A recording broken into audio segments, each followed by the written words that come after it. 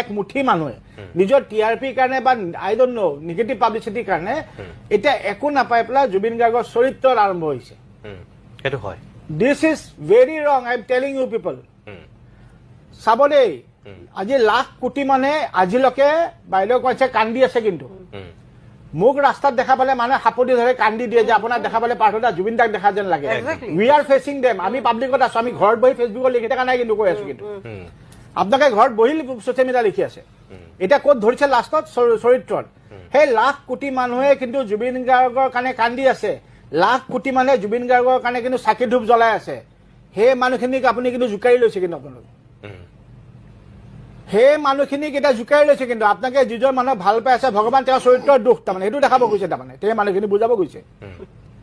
C this is you are playing a dangerous role I am telling U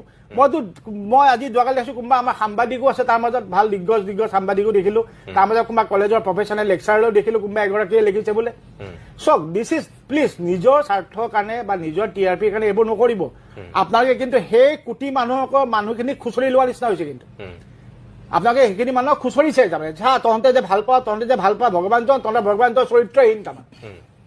সেইটোৱে proof কৰিব খুজিছে আৰু দুই থিং সেইখিনি প্ৰুফ কৰি সেই মানুহখিনিক আপুনি ঠাণ্ডা কৰিব পাৰিব